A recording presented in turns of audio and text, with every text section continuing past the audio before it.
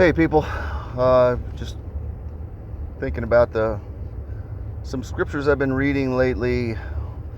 I've been going through James, First Peter, um, Matthew, where the Lord talks about he has the Sermon on the Mount and tells us what godly people look like. Basically, James is explaining that.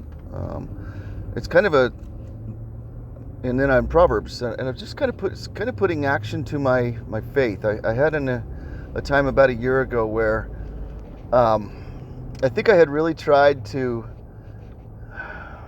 jump ahead.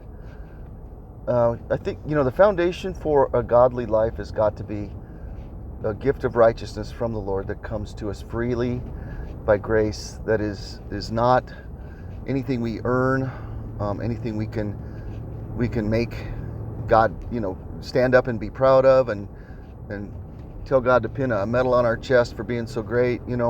We have to have that attitude of humility and just absolutely, like, I don't have anything to offer you as far as being a holy man standing in a holy place with a holy God. We have to get that right, or we just don't have any righteousness to offer. We don't have anything to base our life on in a godly way.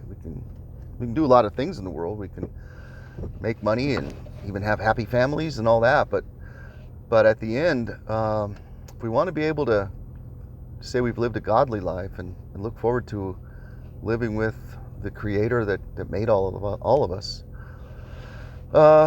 we need to have that foundation of righteousness, and that's a gift by faith, trusting in Jesus and what He's done for us, and telling Him, letting Him know that we are doing that. And then there's this process that the big word is called sanctification. I wonder if there's another word we could use. Kind of just growing up, becoming mature, being a godly person, living a life that is worthy of who God is, the gift that God has given us.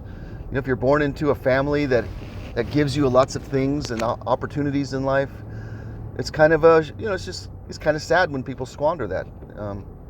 So we don't want to squander the things that God has given us. We don't want to take that righteousness that He's granted us by faith and squander it. So I'm looking at, in the past, I became a believer at 19, and I wasn't what you'd call a wise 19-year-old. Most 19-year-olds aren't, but I don't think I was at all. And I just didn't really understand, and I tried to jump ahead. I wanted to be righteous. I wanted to be wise. I wanted to grow up fast in the Lord, not in a bad way. But I put way too much pressure on myself. Tried to and had a lot of misunderstandings about what it even meant to be a godly person, to be a spiritual person. Lots of misunderstandings, and I don't know. I think I put way too much pressure on myself, made a bunch of bad decisions, made mistakes, hurt a lot of people, hurt myself, and wound up with a pressure that just was unbearable. And I kind of had to give up on that. And God brought me back to a place of seeing that the righteousness He gave me was a gift. It was truly a gift by faith, just trusting Him. But now I'm at the point where I really do feel, it was about a year and a half ago where the Lord started showing me that gift of righteousness and reestablishing that in my heart, that this is how you come to a relationship with God. But now I'm back at that place where, not in a cocky, I'm going to do this kind of way, not in a determined, I'm going to do this kind of way, but actually kind of a fearful thing. I'm sensing the soberness of being a child of God, sensing the responsibility, sensing the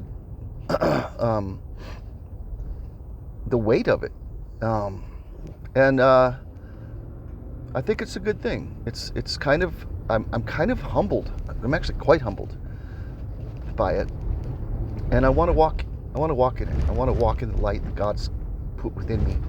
I don't want to squander it. I don't want to let it go. I don't want to forget it. Don't want to drift away from that. I want to walk with my Lord, and I'm a little humbled. I'm quite humbled, and I know I can't do it without Him. So let's all pray for one another. Let's all trust the Lord together, and let's try to grow in Him.